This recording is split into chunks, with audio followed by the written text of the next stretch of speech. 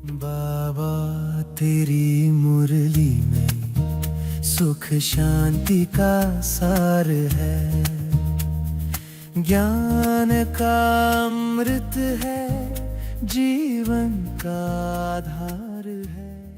ओम शांति। प्यारे रूहानी भाई बहनों, आज 8/2/2026 के प्यारे बाबा के मधुर अव्यक्त रूहानी महावाक्य के मंथन में आपका बहुत बहुत स्वागत है। नवयुग और नवजीवन की आप सभी को मुबारक हो। ओम शांति। ओम शांति। और आज तो मुरलीधर ने आते ही हम सभी रूहानी बच्चों पर मुबारक की, वरदानों की जैसे वर्षाई कर दी है। जी बिल्कुल। आज का शीर्षक ही इतना शक्तिशाली है जो सारा साल हमें अपने लक्ष्य की याद दिलाता रहेगा। बाबा बोले, इस नए वर्ष में परिवर्तन शक्ति के वरदान द्वारा नेगेटिव को पॉजिटिव में परिवर्तन कर संकल्प, श्वास, समय को सफल करो, सफलता मूर्त बनो। वाह, एक ही महावाक्य में पूरे वर्ष की साधना का सार समाया हुआ है। परिवर्तन शक्ति का वरदान, ये कोई साधारण बात नहीं है, है ना? नहीं, बिल्कुल नहीं। बाबा हमें नए वर्ष में ये शक्ति एक वरदान के रूप में दे रहे हैं। मतलब अब ये हमारे लिए सहज और स्वतः होना ही है। बिल्कुल। और इस वरदान को धारण करने के लिए जो नशा चाहिए, उसकी भी चाबी बाबा ने पहली लाइन में ही दे दी। बाबा कहते हैं, आप सभी बच्चों को तो बाप ने वर्षे के रूप में गोल्डन दुनिया की गिफ्ट दे दी है। इस गिफ्ट की खुशी में रहो। आज जरा गहराई से सोचें, इस दुनिया में कोई किसी को बड़े से बड़ा क्या दे सकता है? क्या देगा? कोई राजा किसी को अपना ताज दे देगा या तख्त दे देगा, लेकिन वो भी एक जन्म के लिए, और उसमें भी कितनी चिंताएं और झंझटें। सही बात है।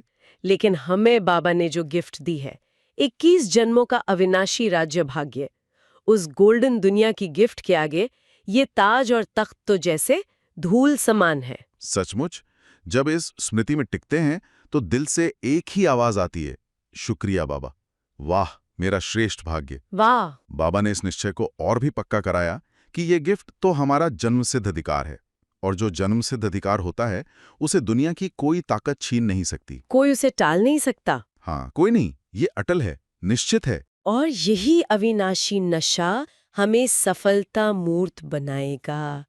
बाबा ने इस वर्ष के लिए हम सबका लक्ष्य बहुत स्पष्ट कर दिया है, बाप समान बनना है।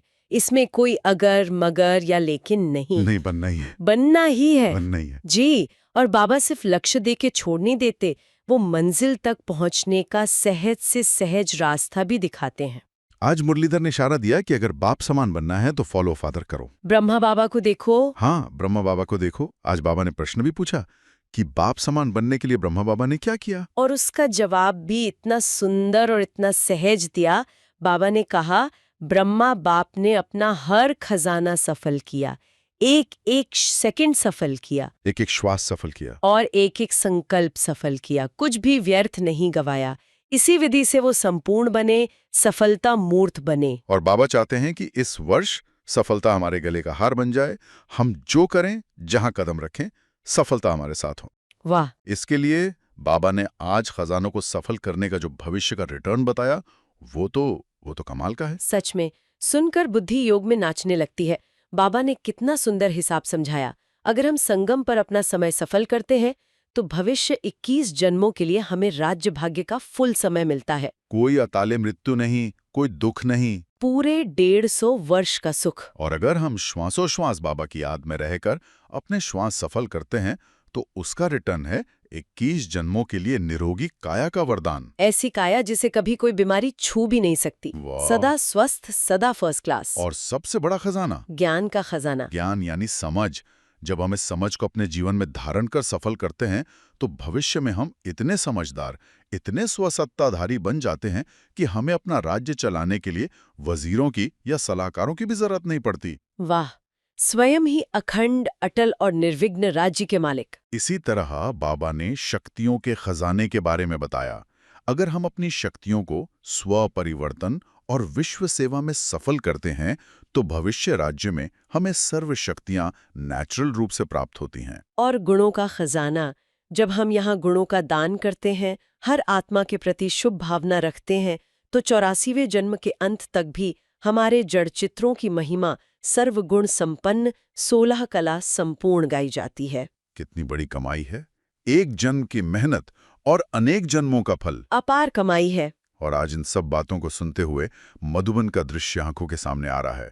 बाबा ने कितना प्यार से वर्णन किया कि सब बच्चे नया वर्ष मनाने आए हैं। हाँ, और सभी ने ताज पहना हुआ है। और बाबा को बच्चों के सिर पर वो ताज देखकर कितनी खुशी हुई। बाबा के दिल के शब्द थे, अच्छा लगता है बच्चों का ताज, बहुत अच्छा लगता है। ये सिर्फ एक स्थूल ताज नहीं है, ये स्वमान का ताज है, ये जिम्मेदारी का ताज है। जी। और बाबा ने आज इसी ताज, इसी स्वमान की सीट पर बैठने की बहुत गहरी युक्ति समझाई है, जो हमारे पूरे साल के पुरुषार्थ को सहज बना देगी। वो है पोजीशन और ऑपोजिशन का खेल। जी, बाबा ने हमारी नब्ज पकड़ ली। हम बच्चे कई बार कहते हैं कि बाबा पुरुषार्थ तो अच्छा करते हैं, लेकिन चलते चलते ऑपोजिशन बहुत होती है। कोई व्यक्ति विरोध करता है, कोई परिस्थिति खिलाफ हो जाती है, और उस ऑपोजिशन के कारण हम अपनी आत्मिक स्थिति, अपनी पोजीशन से नीचे आ जाते हैं। और फिर सारा दिन मूड ऑफ रहता है, पुरुषार्थ का ग्राफ नीचे आ जाता है। तो इसका समाधान क्या है? बाबा ने 1 सेकंड की विधि बताई। स्वमान की सीट पर बैठ जाओ। बस, जब आप अपनी सही पोजीशन पर, अपनी मास्टर सर्वशक्तिमान की सीट पर सेट हो, तो कोई भी ऑपोजिशन आपको हिला नहीं सकती। और इसके लिए बाबा ने फिर से ब्रह्मा बाबा का ही कितना शक्तिशाली उदाहरण दिया। जी, बाबा ने याद दिलाया कि स्थापना के आदि में सोचो, ब्रह्मा बाप ने अकेले ही कितने ऑपोजिशन को पोजीशन में परिवर्तन किया होगा। हर बात नई थी, यज्ञ के बारे में कोई नहीं जानता था, हर कदम पे समाज का विरोध था। और लोग क्या क्या नहीं कहते थे, बाबा ने बताया। पहले कहते थे ये तो धमाल कर रहे हैं, और आज वही लोग कहते हैं ये तो कमाल कर रहे हैं। वाह, ये धमाल से कमाल तक का सफर कैसे तय हुआ? ब्रह्मा बाबा ने कभी परिस्थितियों को नहीं देखा, विरोध करने वालों को नहीं देखा, वो सिर्फ अपनी स्वमान की सीट पे और निश्चय की सीट पे अटल रहे। बिल्कुल, और इसी से हर अपोजिशन समाप्त हो गई। तो इस वर्ष हमारे लिए भी यही होमवर्क है। कोई भी परिस्थिति आए, कोई व्यक्ति कुछ भी कहे, घबराना नहीं है, सोचना नहीं है, बस 1 सेकंड में अपनी सीट पे सेट हो जाना है। मैं विश्व परिवर्तक आत्मा हूँ, मैं मास्टर सर्वशक्तिमान हूँ। फिर देखो वो अपोजिशन अपने आप पोजीशन में, यानी हमारे लिए सहयोगी बन जाएगी। बाबा ने पूछा भी, है हिम्मत? हाँ, ये बहुत बड़ी बात थी। ब्रह्मा बाप समान बनने के लिए तो सबने हाथ उठाया, लेकिन इतनी हिम्मत है, पहले स्व का परिवर्तन, फिर संबंध संपर्क में आने वाली आत्माओं का परिवर्तन, और फिर विश्व की आत्माओं का परिवर्तन अपनी शुभ भावना, शुभकामना से। ये हिम्मत चाहिए। और इस हिम्मत को प्रैक्टिकल में लाने के लिए बाबा ने एक और बहुत ही प्यारी और सहज विधि बताई। गलतियों से या मुश्किलों से निपटने की विधि। बाबा ने कहा, हम एक गलती करते हैं, हम मुश्किल को और मुश्किल बना देते हैं। वो कैसे? बाबा ने इतना सुंदर उदाहरण दिया कि हम सबको हमेशा याद रहेगा। जैसे इस कमरे में अचानक अंधेरा हो जाए, तो क्या हम अंधेरे को भगाने की कोशिश करेंगे? नहीं, उसे हाथ पैर मारकर भगाएंगे कि भाग जा भाग जा। वो नहीं भागेगा। नहीं भागेगा, वो और घना लगेगा। बिल्कुल। ये तो मूर्खता होगी। तो सही विधि क्या है? बाबा ने कहा, 1 सेकंड में रोशनी का स्विच ऑन करो, अंधेरा अपने आप भाग जाएगा, उसे भगाना नहीं पड़ेगा। वाह। तो हम भी पुरुषार्थ में यही गलती करते हैं।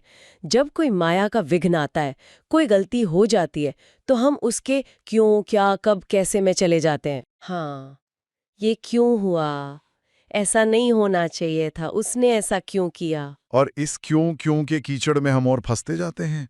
छोटी सी राई जैसी बात को पहाड़ बना देते हैं और फिर कहते हैं माया बहुत बड़ी है, परिस्थिति बहुत मुश्किल है। जबकि बाबा ने विधि बहुत सहज बताई है। बहुत सहज। वो अंधेरा है और आपके पास रोशनी का स्विच है। जैसी कोई नेगेटिव बात आए, अपने स्वमान की स्मृति का स्विच ऑन कर दो। मैं मास्टर सर्वशक्तिवान हूँ।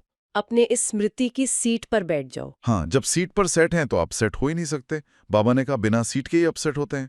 63 जन्मों के पुराने संस्कार इमर्ज हो जाते हैं। बिल्कुल। अभी अभी सेट, अभी अभी अपसेट। बिल्कुल। वाह बाबा, कितनी सहज विधि है। आइए 1 सेकंड रुककर अपने आप से पूछें, जब कोई अपोजिशन आती है, कोई अपनी ही कमजोरी सामने आती है, तो मैं क्यों, क्या, कैसे के अंधकार के जाल में फंसती हूँ, या 1 सेकंड में स्वमान की सीट पर सेट होकर रोशनी कर देती हूँ। यह चेकिंग ही चेंजिंग लाएगी। और इस नए वर्ष में बाबा ने हमें सिर्फ वरदान दिए नहीं है, नहीं, बल्कि वरदानी बनाकर सबको गिफ्ट देने की जिम्मेवारी भी दी है। लेकिन कौन सी गिफ्ट? अविनाशी गिफ्ट। बाबा ने कहा, दुनिया वाले तो एक दूसरे को अल्पकाल की स्थूल गिफ्ट देते हैं, जो आज है कल नहीं। आप अविनाशी बाप के बच्चे हो तो सबको अविनाशी गिफ्ट दो। मनसा से शक्तियों की गिफ्ट दो, वाचा से ज्ञान रत्नों की गिफ्ट दो, और कर्मणा द्वारा अपने दिव्य गुणों की गिफ्ट दो। आपके संपर्क में कोई भी आए, वो खाली हाथ नहीं जाना चाहिए। बिल्कुल। और इसके लिए अटेंशन भी दिलाया। स्वरूप बनना है। सिर्फ ये नहीं सोचना कि शक्तियां तो आत्मा में हैं ही, ज्ञान तो बुद्धि में है ही। नहीं। नहीं, बाबा ने कहा स्टॉक को इमर्ज करो। मनसा में शक्तियों का स्टॉक हर समय तैयार रहे। वाचा के लिए ज्ञान का इतना मनन करो कि वो स्वरूप बन जाए, और कर्म में, चेहरे में, चलन में आपके गुण दिखाई दें। देखे तो सदा खुश देखे, रोब वाला, गुस्से वाला चेहरा नहीं। नहीं। कई बच्चे कहते हैं कि बाबा अगर रोब से नहीं कहेंगे तो कोई समझेगा नहीं, कोई बदलेगा नहीं। इस पर बाबा ने कितनी मीठी बात कही। बाबा बोले, आपने पहले ही ये संकल्प कर दिया कि ये बदलेगा नहीं, तो आपका वाइब्रेशन उस तक पहुंच गया और वो सच में नहीं बदलेगा। सही बात है। बाबा ने पूछा, क्रोध करने से आज तक कोई सुधरा है? वो लिस्ट तो बताओ। कोई नहीं सुधरता, बल्कि और बिगड़ जाता है और चिढ़ जाता है। बिल्कुल। इसलिए इस वर्ष क्रोध और उसके सूक्ष्म रूप यानी रोब को सदा के लिए विदाई देनी है। सदा मुस्कुराते रहना है, रहमदिल बनकर प्यार से सबको ज्ञान देना है। बिल्कुल। बाबा ने अंत में याद दिलाया कि समय की रफ्तार अब बहुत तीव्र है। दुखियों की, भक्तों की पुकार चारों ओर बढ़ रही है। उन्हें देखो। उन्हें हिम्मत और उमंग उत्साह के पंख दो ताकि वो भी उड़ सकें, अपने घर जा सकें। ये बहुत दिल से बातें की हैं, बहुत उम्मीदें रखी हैं। अब चलते हैं ज्ञान को जीवन में उतारने की ओर। चलिए एक बहुत ही आम सी स्थिति के बारे में सोचते हैं, मतलब जो शायद हम सबके साथ कभी ना कभी हुई होगी। मान लीजिए ऑफिस में एक जरूरी मीटिंग चल रही है, कोई नया प्रोजेक्ट है, बड़ा प्रोजेक्ट, और सब लोग अपने अपने आइडियाज दे रहे हैं। एक एनर्जी है माहौल में। हाँ बिल्कुल। और टीम की एक सबसे जूनियर सदस्य जो शायद अभी अभी आई है कंपनी में, वो बहुत हिम्मत करके पूरे उत्साह के साथ एक सुझाव देती है। उसकी आंखों में एक चमक होती है, एक नई सोच। और जो टीम लीडर हैं वो बहुत अनुभवी हैं। हाँ वो सुनते हैं और उन्हें तुरंत समझ आ जाता है कि इसमें कई प्रैक्टिकल दिक्कतें हैं। हाँ, उन्हें लगता है कि ये तो समय की बर्बादी है। बिल्कुल। और वो सबके सामने बिना एक पल भी सोचे कह देते हैं, ये आइडिया काम नहीं करेगा, इसमें बहुत सारी प्रॉब्लम्स हैं, कुछ और सोचो। वो सारा उत्साह, वो चमक, सब गायब। और उससे भी बड़ी बात, जो बाकी टीम के सदस्य थे, जो शायद कुछ नया सोच रहे थे, वो भी चुप हो जाते हैं। हाँ, वो भी चुप। उन्हें लगता है कि अगर हमने कोई अलग आइडिया दिया तो शायद हमारा भी यही हश्र होगा। पूरी मीटिंग की क्रिएटिविटी एक तरह से वहीं खत्म। ये सिर्फ ऑफिस की कहानी नहीं है, ये तो हर घर की, हर रिश्ते की कहानी लगती है। बिल्कुल। हम अक्सर ज्ञान की अथॉरिटी में, अपने अनुभव के अधिकार में दूसरे के मन की भावना को, उसके प्रयास को नजरअंदाज कर देते हैं। और यहीं पर वो बालक सो मालिक का जो संतुलन है वो बिगड़ जाता है। ये बहुत गहरा पॉइंट है, बालक सो मालिक। इसको थोड़ा और खोलते हैं। जैसे उस टीम लीडर के उदाहरण में उन्होंने मालिकपन तो दिखाया, अपनी विशेषज्ञता, अपनी अथॉरिटी। हाँ बिल्कुल, उन्होंने मालिक की तरफ फैसला सुना दिया, लेकिन वो बालक बनना भूल गए। बालक बनना, बालक यानी विनम्रता, बालक यानी हर बात को खुले मन से सुनने का गुण, बालक यानी दूसरे के उत्साह को सम्मान देने की वो मासूमियत। अगर वो लीडर पहले बालक बनकर सिर्फ उस जूनियर के प्रयास को स्वीकार कर लेते, उसकी हिम्मत की सराहना करते, तो बात ही कुछ और होती। तो वो क्या कह सकते थे, मतलब प्रैक्टिकली वो इसे कैसे संभाल सकते थे? वो कह सकते थे, वाह, ये एक बहुत ही फ्रेश नजरिया है, अच्छा लगा कि आप इस तरह से सोच रही हैं। बस ये एक वाक्य, इससे उस आत्मा का सम्मान रह जाता। बिल्कुल। और इसके बाद वो मालिक बनकर अपनी बुद्धिमानी से गाइड कर सकते थे। कह सकते थे, अब चलिए मिलकर देखते हैं कि इस आइडिया को हम और ज्यादा प्रैक्टिकल कैसे बना सकते हैं। देखिए नतीजा कितना अलग होता। वो जूनियर हतोत्साहित होने की बजाय और सीखने के लिए प्रेरित होती, और टीम में एक विश्वास का माहौल बनता। वाह, मतलब अथॉरिटी दिखाने का मतलब अपमान करना नहीं है, बल्कि प्यार से सही दिशा देना है। और इसी गहरी समझ को आज के महावाक्यों में बहुत ही खूबसूरती से समझाया गया है। आज का वरदान है, हर एक की राय को रिगार्ड दे, विश्व द्वारा रिगार्ड प्राप्त करने वाला बालक सो मालिक भव। ये वरदान तो आज के समय के लिए एक संजीवनी बूटी की तरह है। कितनी गहरी बात है इसमें। हाँ, जब हम किसी की राय को काटते हैं तो हमें लगता है कि हम सिर्फ उसके शब्दों को या उसके विचार को काट रहे हैं, लेकिन नहीं, हम उस आत्मा के आत्मसम्मान को, उसके आत्मविश्वास को एक गहरी चोट पहुंचा रहे होते हैं। और हर आत्मा में तो परमात्मा का अंश है। तो किसी की राय को बिना सम्मान दिए ठुकराना एक तरह से अपने ही स्वरूप को ठुकराने जैसा है। तो इसका मतलब ये तो नहीं कि हर गलत बात को मान लिया जाए, लेकिन नहीं, बिल्कुल नहीं। लेकिन बात मानने या न मानने से पहले एक स्टेप आता है, और वो है रिगार्ड यानी सम्मान देना, चाहे कोई छोटा हो, बड़ा हो, अनुभव में कम हो या ज्यादा, हर एक की राय सम्मान की हकदार है। हाँ, क्योंकि हर आत्मा अपने अनूठे दृष्टिकोण से कुछ नया ला रही है। हो सकता है उनका विचार 90% अव्यवहारिक हो, लेकिन शायद उसमें 10% ऐसी सच्चाई या ऐसा नयापन हो जिसे हम अपने अनुभव के चश्मे से देख ही नहीं पा रहे। अच्छा, तो रिगार्ड देने का मतलब है उस 10% की खोज करना, उस आत्मा के सोचने के प्रयास को महत्व देना। और अगर किसी की बात वाकई व्यर्थ या गलत लगे भी, तो उसे सही करने का भी एक रूहानी तरीका बताया गया है। सिर्फ ये कह देना कि तुम गलत हो, ये तो अहंकार की भाषा है, ज्ञान की नहीं। बहुत ही सुंदर तरीका है। इसकी 3 सीढ़ियां हैं। पहले रिगार्ड दो, फिर स्वमान दो और फिर शिक्षा दो। अच्छा। पहली सीढ़ी रिगार्ड। हाँ, आपने इस पहलू पर सोचा, ये बहुत अच्छी बात है। दूसरी सीढ़ी स्वमान। उन्हें उनके आत्मसम्मान की सीट पर बिठाएं। आप एक बहुत समझदार आत्मा हैं, आपकी नीयत बहुत अच्छी है। और जब वो आत्मा सम्मानित और सुरक्षित महसूस करे? हाँ, तब तीसरी सीढ़ी पर प्यार से, युक्ति से सही ज्ञान या दिशा दें। तब आपकी शिक्षा एक दवा की तरह काम करेगी, जख्म की तरह नहीं। ये तो रिश्तों को संभालने की एक मास्टर की है। बिल्कुल। जब हम इस तरह से व्यवहार करते हैं, तो सामने वाले को कभी नीचा महसूस ही नहीं होता, बल्कि उसे लगता है कि हाँ, मेरी बात को सुना गया, समझा गया और मिलकर बेहतर बनाया गया। और जब ये रिगार्ड देने का संस्कार हमारे अंदर स्वाभाविक हो जाएगा, हमारे स्वभाव का हिस्सा बन जाएगा, तो उसका नतीजा क्या होगा? वरदान में ही जवाब है, विश्व द्वारा रिगार्ड प्राप्त करने वाले। पूरी दुनिया से, हर आत्मा से हमें अपने आप ही सम्मान मिलेगा। लोग हमारे पास आने में सुरक्षित महसूस करेंगे, क्योंकि उन्हें पता होगा कि यहाँ उनके विचारों की हत्या नहीं होगी, बल्कि उनका सम्मान होगा। सही। लेकिन इस बालक सो मालिक की अवस्था को, इस संतुलन को हर परिस्थिति में बनाए रखना बहुत मुश्किल है। कभी हमारा अहंकार, कभी मूड, कभी समय की कमी, ये सब हमें मालिक तो बना देता है, पर वो बालकपन छीन लेता है। इसे बनाए रखने का आधार क्या है? इसका आधार है आज का स्लोगन, जो इस अवस्था को बनाए रखने का एक तिलक है। मस्तक पर सदा साथ की स्मृति का तिलक लगाना, यही सुहाग की निशानी है। वाह, साथ की स्मृति का तिलक। ये बहुत शक्तिशाली स्मृति है। जब हमें हर पल ये एहसास रहता है कि सर्वशक्तिमान साथी मेरा बाबा मेरे साथ है, तो हम इन छोटी छोटी बातों से, मतभेदों से, मैं सही तुम गलत की लड़ाई से बहुत ऊपर उड़ जाते हैं। अच्छा। उस एक के साथ का अनुभव हमें इतना भरपूर और शक्तिशाली बना देता है कि हमें किसी की बात काटकर खुद को सही साबित करने की जरूरत ही महसूस नहीं होती। तो ये साथ की स्मृति ही हमें हर आत्मा को सम्मान देने की शक्ति और विनम्रता देती है। बिल्कुल, हम मालिक रहते हुए भी बालक बन पाते हैं। और इसी से जुड़ा है आज का अव्यक्त इशारा, जो एकता की शक्ति पर जोर देता है। कहा गया है कि एकता और विश्वास ही सफलता की चाबी है। ये बात रिगार्ड देने से कैसे जुड़ती है? ये तो सीधे सीधे जुड़ती है। एकता वहीं हो सकती है जहां एक दूसरे के प्रति रिगार्ड हो। सही। जहां हर कोई सिर्फ अपनी बात को, अपने विचार को ऊपर रखने की दौड़ में लगा है, वहां एकता असंभव है। वो एक टीम नहीं, वो एक भीड़ है। रिगार्ड वो धागा है जो अलग अलग मोतियों को एकता की माला में पिरोता है। लेकिन यहाँ एक बड़ा सवाल उठता है, एकता आएगी कैसे? एक परिवार में 5 लोग हैं तो 5 तरह के विचार हैं। एक टीम में 50 लोग हैं तो 50 तरह के अनुभव हैं। सबकी सोच अलग, संस्कार अलग। ऐसे में एकता कैसे स्थापित हो? इसका भी बहुत सुंदर और गहरा समाधान दिया गया है।